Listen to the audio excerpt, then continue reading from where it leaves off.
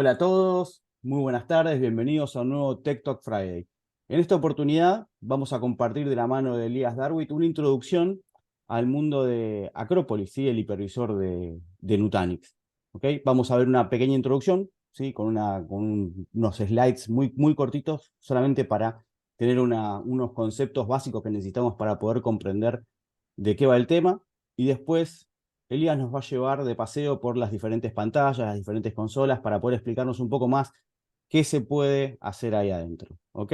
Así que bueno, bienvenidos nuevamente, disfruten de esta charla y le doy el control a Eli para que pueda empezar a mostrarnos todo. Dale, dale, Eli, éxitos.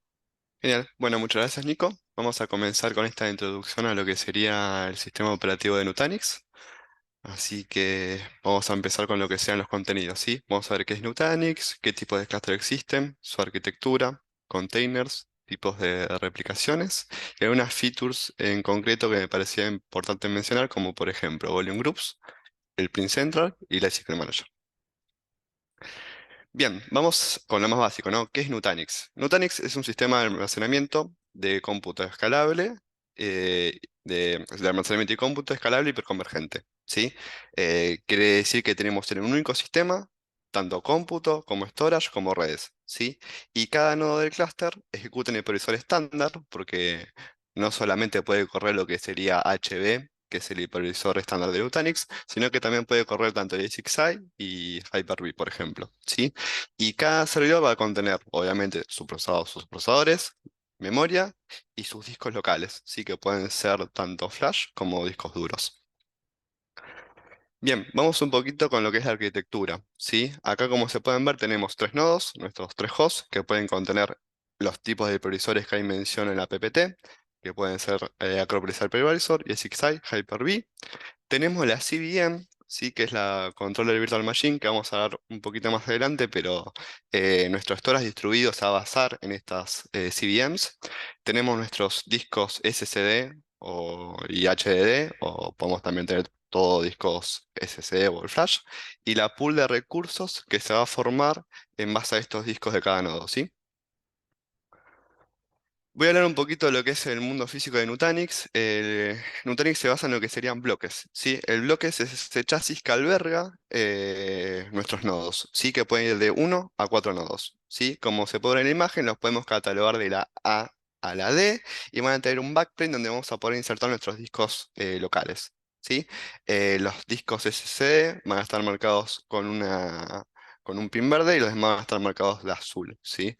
Y a su vez, acá en lo que sería el lado derecho de la imagen, podemos ver qué tipos de configuración podemos pedir a Nutanix, como por ejemplo, este primer número lo que indica es la gama del servidor, que puede ser de entrada, si tiene un 1, puede ser balance, que es un 3, o puede ser de high performance, que es un 8, ¿sí? Luego tenemos lo que sería la cantidad de nodos que va a contener nuestro bloque. En este caso aparecen 4. Este tercer número es lo que me va a ocupar dentro del rack, ¿sí? La unidad estándar de rack que me va a ocupar este bloque.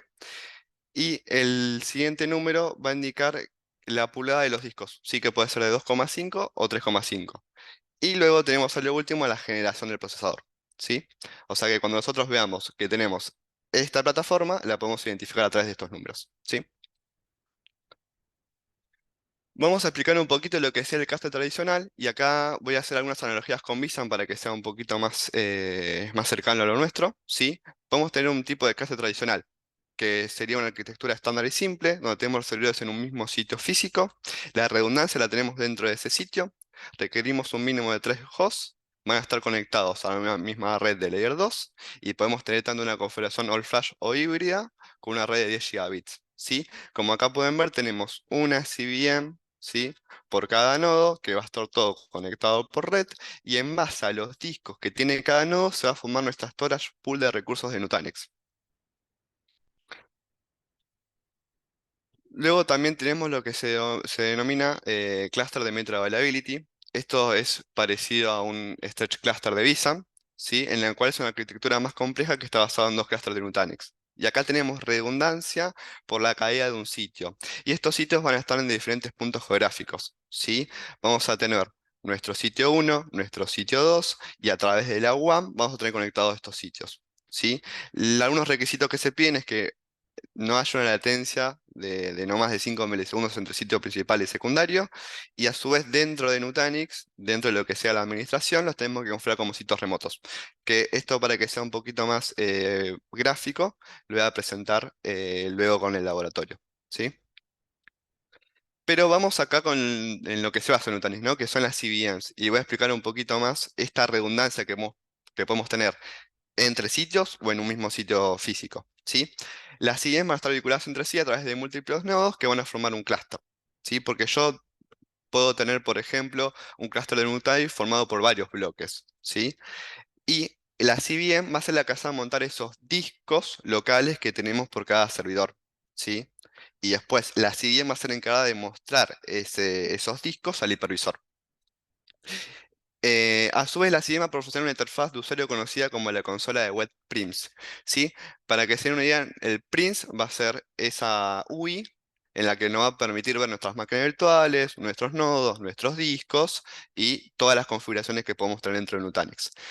Y los hipervisores, que pueden ser estos que nombré acá anteriormente, y también agregué lo que sería XenServer, que es el hipervisor open source de Linux, se van a comunicar con DSF, que es el tejido de almacenamiento distribuido de Nutanix, es una manera de nombrar a las estructuras de Nutanix, mediante los protocolos estándar de la industria como NFS, iSCSI y SMB3. ¿Sí? Acá comentó un poquito de lo que se encarga la CDM, ¿sí? Recordemos que yo dije que Nutanix es un sistema de cómputo y almacenamiento escalable hiperconvergente, lo que me permite a mí poder tolerar, por ejemplo, la caída de un nodo en un sitio, ¿sí? Poder, o sea, lograr que las máquinas virtuales puedan acceder accediendo a sus componentes por más que yo pierda el storage de un nodo, ¿sí? Em, Esto es porque las CDs van a estar conectadas entre sí y entre todas vamos a formar un storage pool de recursos total con la sumatoria de todos los discos, ¿sí?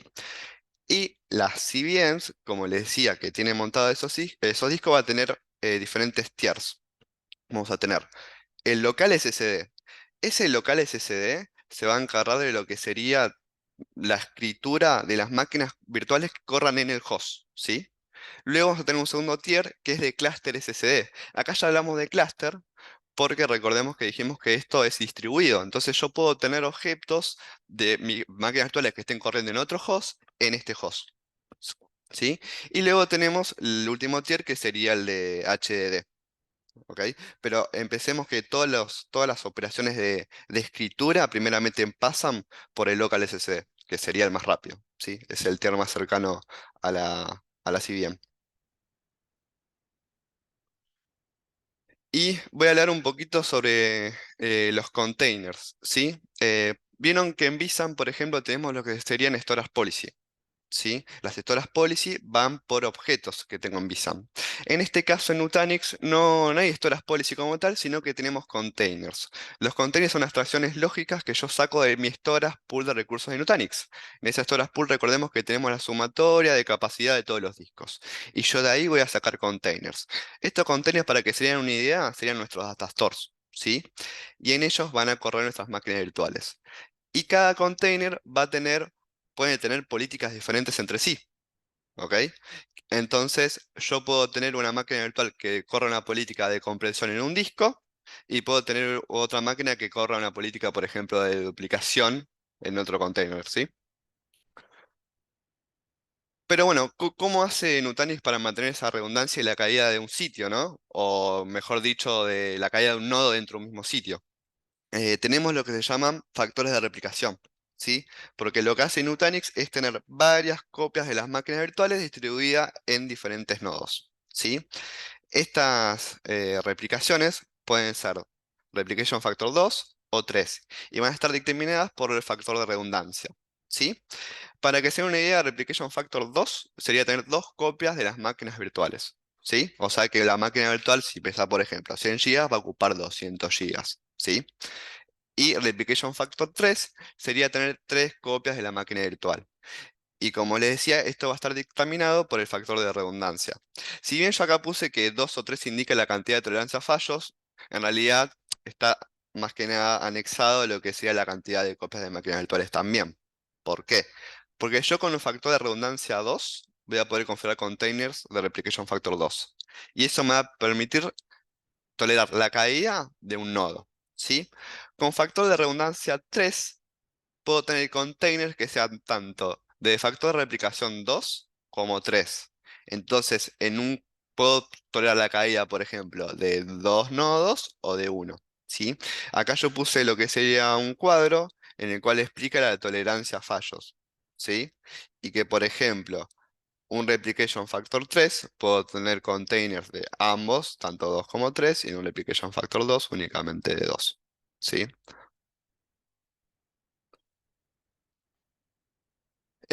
Bueno, una vez aclarado esto de cómo funciona el sistema distribuido de Nutanix, voy a hablar un poquito de algunas herramientas que tiene Nutanix, ¿sí? Voy a hablar, por ejemplo, del Lifecycle Manager.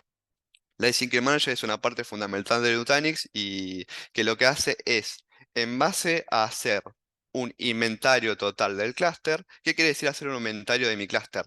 Ver, por ejemplo, tanto el software como el firmware, ¿sí? Que tengo actualmente en mis equipos. Y en base a ese inventario puedo realizar las actualizaciones correspondientes, ¿sí?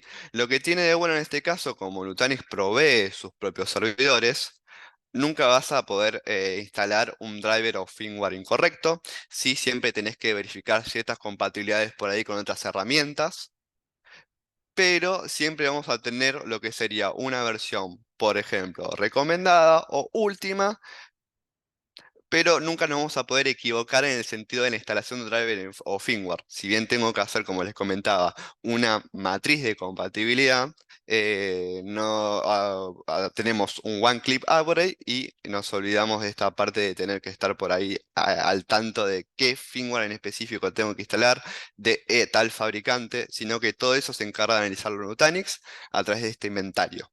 ¿Sí? Y obviamente para este inventario yo necesito que mi cluster esté conectado a algunas URLs, ¿sí? Tengo que tener ruteado hacia los repositorios de Nutanix, ¿sí? Y lo que me permite justamente es tener actualizaciones sin interrupciones y con alta disponibilidad, ¿sí?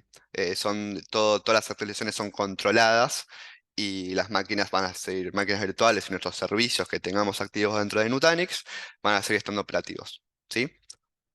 Como pueden ver, como les decía, hace tanto software. Como acá, por ejemplo, tenemos lo que sería OS, que es el sistema operativo de Nutanix, lo global, HB, que sería el hipervisor que viene embebido dentro de AOS, el PRIMS, que es nuestra interfaz de administración, nuestro sistema de archivos, de objetos, si tenemos, por ejemplo, conectados a alguna nube y demás. Como así también la parte de firmware, como la BIOS, la VNC, los HDD, los SSD y demás. Y acá tenemos, bueno, todas las marcas con las que trabaja Nutanix, ¿sí?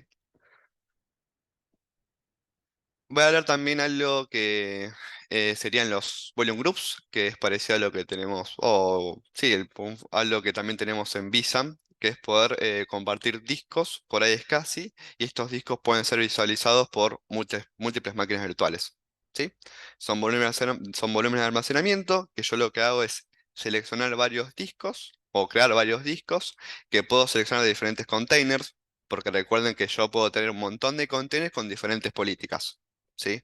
Capaz uno con compresión, otro con de duplicación, otro con replication factor 2, otro con replication factor 3. Entonces nosotros somos libres de poder elegir de dónde vamos a poner ese disco, ¿sí? El acceso que van a poder tener estas máquinas va a ser a través de una whitelist, ¿sí? Y se configura este target iSCSI porque estos volume groups se disponen a través de iSCSI desde el sistema operativo de las máquinas virtuales. Entonces yo acá, por ejemplo, puedo formar lo que sería un failover cluster de SQL, ¿no? Que yo necesito que los discos sean visibles por el cluster de SQL y puedo utilizar, por ejemplo, un volume group para esto, ¿sí?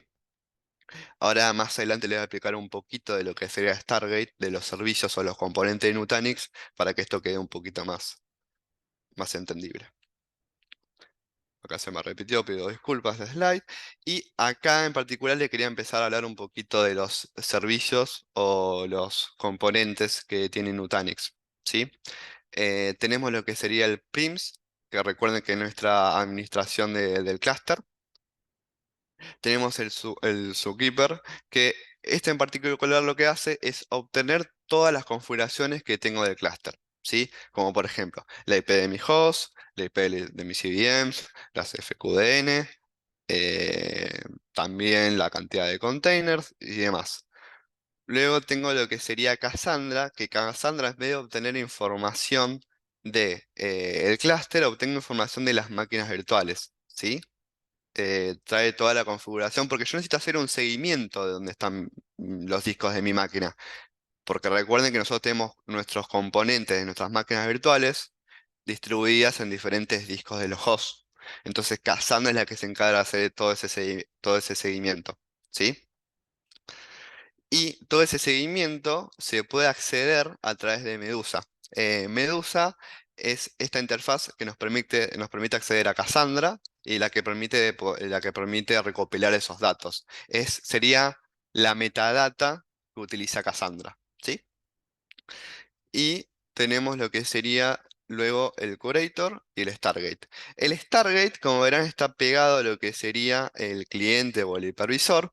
¿Por qué? Porque por Stargate pasan todas las solicitudes de operaciones de escritura y lectura. ¿Sí? Entonces, cuando yo tengo que escribir algún dato dentro de mi storage pool de recursos de Nutanix, va a pasar por este servicio de Stargate. ¿Sí? Y el Curator lo que hace es básicamente un servicio de optimización. Va, por ejemplo, a liberar binarios de actualización que yo no necesito, o liberar espacio en las particiones de las CVMs. Entonces está conectado al Stargate, porque ante cualquier acción que necesito realizar, ya sea de, por ejemplo, borrado, se la tengo que consultar al Stargate. ¿Sí? Así que esos serían los servicios de Nutanix. Y ahora les quiero mostrar un poquito toda esta administración que podemos realizar desde el PRIMS, ¿sí? Recuerden que el PRIMS es esta administración que tenemos de los clústeres, esta UI, en la que podemos visualizar, por ejemplo, nuestras máquinas virtuales y nuestros nodos y nuestros containers, ¿sí? Acá como verán, este es nuestro PRIMS, ¿sí? Este es el nombre de mi clúster y acá tengo una vista general de él. ¿Sí? Tengo una especie de dashboard donde tengo algunas métricas de IOPS, la capacidad total de mi clúster, la cantidad de VMs y demás. Yo para moverme dentro del PRIMS tengo este menú, que es un desplegable, que me permite acceder, por ejemplo, a lo que sería el Home, ¿no? Que acá podemos, es como la vista general del clúster. Health, porque Nutanix funciona con una herramienta que se llama Nutanix Cluster Check, que hace una serie de chequeos periódicos diarios o mensuales, dependiendo qué chequeos se tengan que realizar, ¿no? Entonces yo desde acá veo todos los chequeos, cuáles salieron bien, cuáles salieron mal, cuáles son warnings, errores y demás. ¿Sí? Luego tenemos la vista de las VMs. Acá básicamente tenemos también, siempre tenemos una vista general de la sección en la que estoy.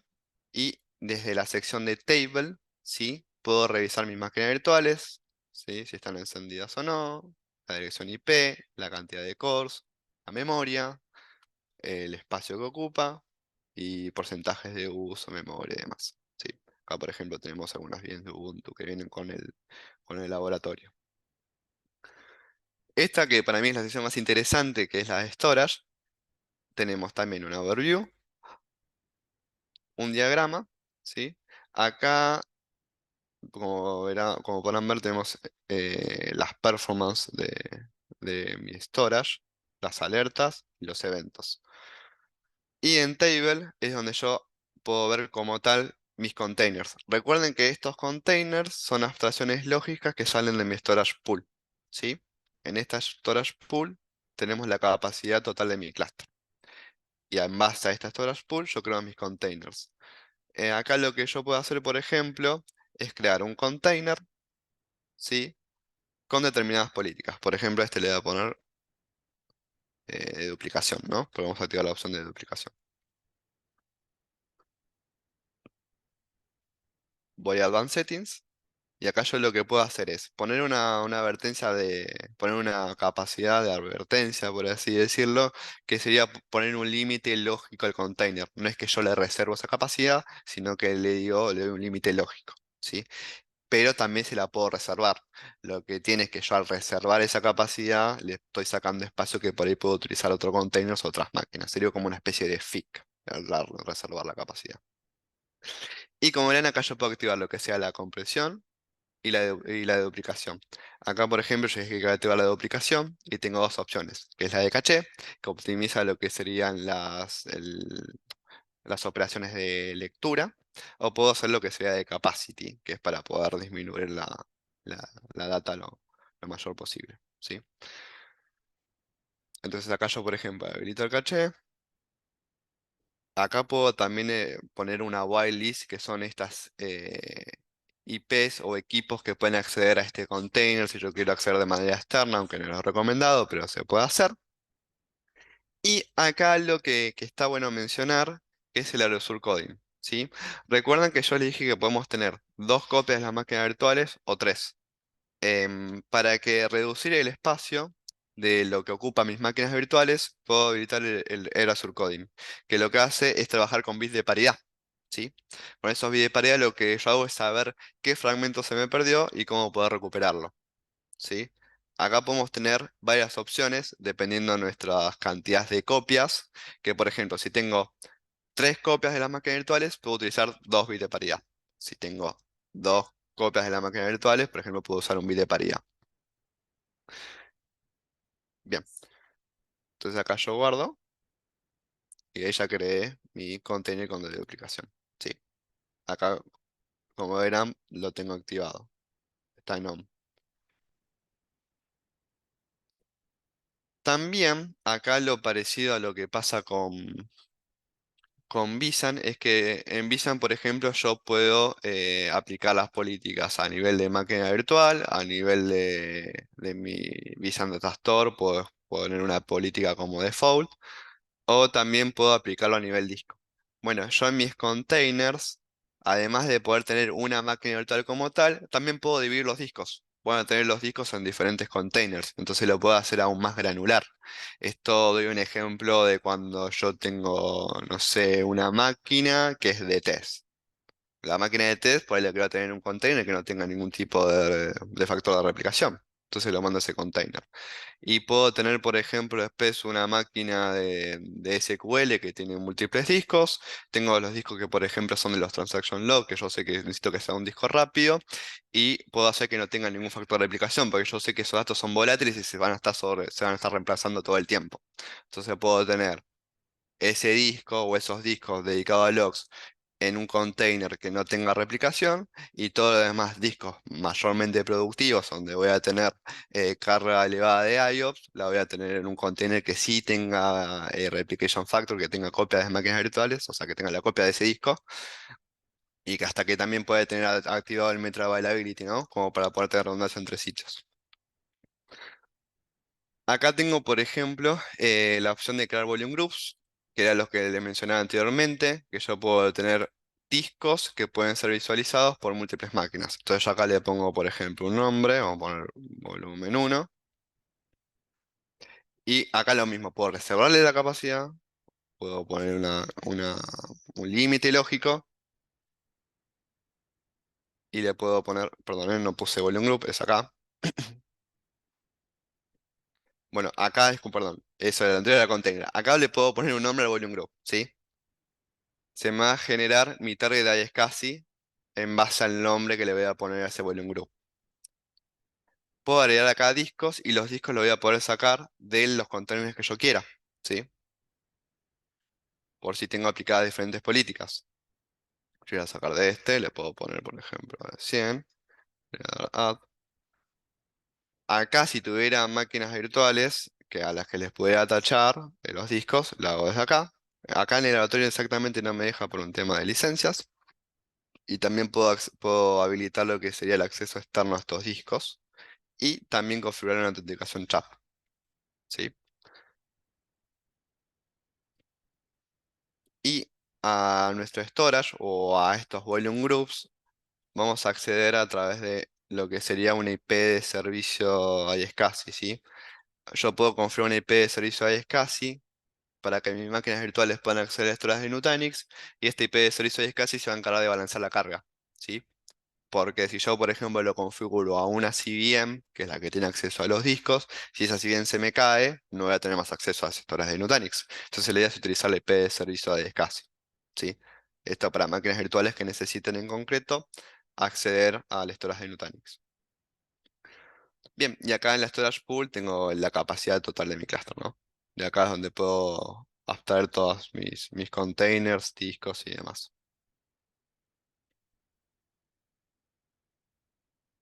Acá en Data Protection, si es que me deja visualizarlo, puedo crear lo que sería el sitio remoto. Recuerdan que para Metra Availability yo podía configurar un sitio remoto, que es eso, a otro clúster en el que yo voy a replicar mi data. En lo que sería Metra Availability, yo lo que hago es crear containers de activos en un sitio y en el otro sitio standby, ¿sí? Los containers activos es donde va a pasar toda esta data de escritura y lectura, y los containers standby en el otro sitio son los que únicamente van a recibir la información del container inactive. Voy a tener una replicación sincrónica entre ambos containers. Y la idea es que ante la caída de mi sitio, uno, por ejemplo, esos containers de mi sitio uno en el otro sitio que estaban en standby van a pasar a estar en active, ¿sí? Para lo que es Metro Availability, yo acá puedo tener también lo que sería un witness que se deploya a través de un OVA y él se va a encargar de hacer el quórum correspondiente para saber qué sitio es el que está disponible y hacer el switch de containers, el failover, digamos, de active a standby dependiendo del sitio. Otra cosa más a mencionar es que si bien yo puedo tener el Metro Availability habilitado, puedo también tener replicaciones asincrónicas, porque también lo que me permite Nutanix es, por ejemplo, tener snapshots locales o de un grupo de máquinas virtuales. Puedo crear una especie de lo que sería Protection Domain, que lo podemos pensar como si fuera un shop, en que yo le puedo configurar un schedule en que me haga copias de mi máquinas virtuales locales y luego que las haga remota en el otro sitio. Y este otro sitio no necesariamente tiene que ser el que yo tenga habilitado el Metro Availability. Puedo tener otro sitio que esté dedicado a recibir estas replicaciones asincrónicas, en el cual yo les pongo un schedule y tengo un determinado RPO de esas máquinas, ¿no? Depende de cómo configure el schedule.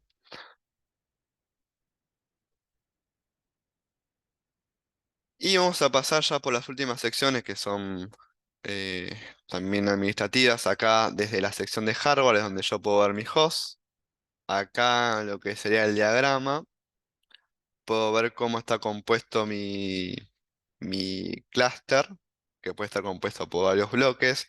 En este caso, como es un laboratorio, no me muestra exactamente un bloque como tal, pero si no, yo acá tendría una imagen de mi bloque con sus nodos y sus discos, ¿sí? Y acá en Table puedo ver la cantidad de hosts que tengo. En este caso tengo un solo host, ¿sí? Acá puedo ver los discos que tiene ese host. Tiene un disco HDD y otro SSD.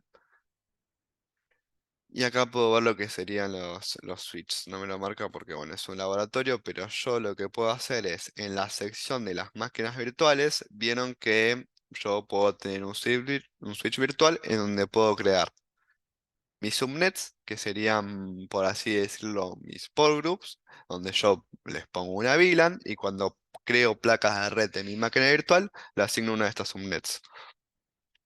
Luego en internal interface tengo lo que serían mis bien kernels, por así decirlo, y al puerto de red o la NIC a la que está asociada, como por ejemplo puedo tener acá la red de management, ¿no? Donde va a estar mi host.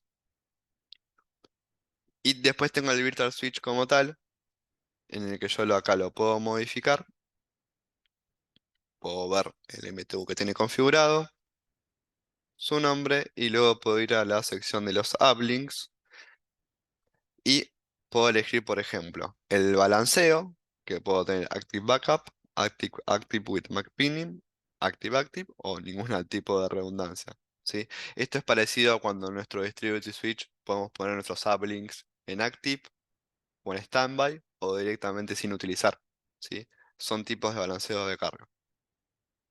Y acá abajo puedo ver qué puertos tiene mi host y cuáles tengo asociados a mi switch, ¿sí? Acá, por ejemplo, el puerto ETH1 no está siendo utilizado, ¿sí?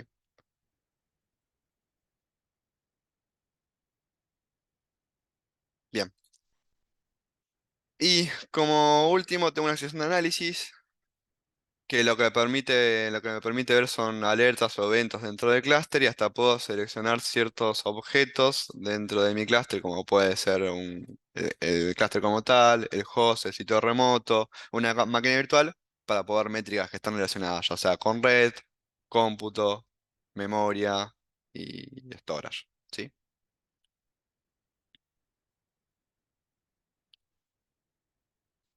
Acá puedo ver el Lifecycle Manager que les mencioné anteriormente, que el Lifecycle Manager lo que hace es hacerme un inventario total para ver los componentes que tiene mi clúster y desde acá poder ver si estoy up to date o no, ¿sí?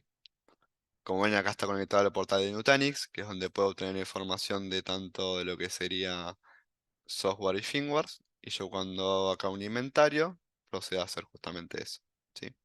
Y una vez que termina, me muestra qué drivers son los que tengo, qué firmware son los que tengo y cuáles están pendientes para actualizar. Bien, em, luego de esto,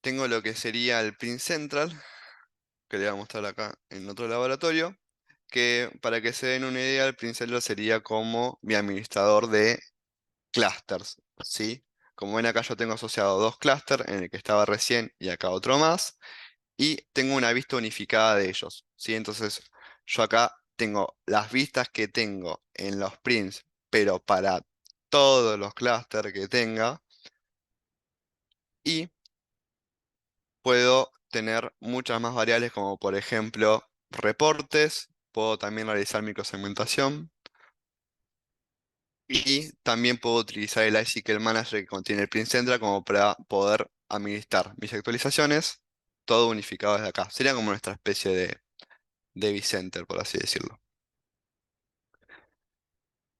Bien, acá como podrán ver, yo tengo, como para explicar un poquito más, el Print Central, varios Element, que recordemos que el Element va por cluster y puedo tener una administración unificada de ellos. Así que, bueno, eso sería todo. Disculpen por ahí si fue demasiada información, pero bueno, para eso vamos a dejar ahora la sección de preguntas, si es quedó Buenísimo. alguna duda. Buenísimo, Eli, buenísimo. Primero que nada, agradecerle a toda la gente que nos estuvo viendo en YouTube o en otras plataformas. Así que si tienen alguna duda, alguna pregunta, dejen un comentario. Invitarlos, como siempre, a que nos sigan en las redes sociales para enterarse de cuando subimos videos nuevos, podcasts nuevos y demás. Así que nada, esperen que en breve volvemos a publicar contenido como este que nos acaba de presentar Eli. Así que, sin más, nos despedimos y los esperamos en la próxima. Chau, chau. Nos vemos.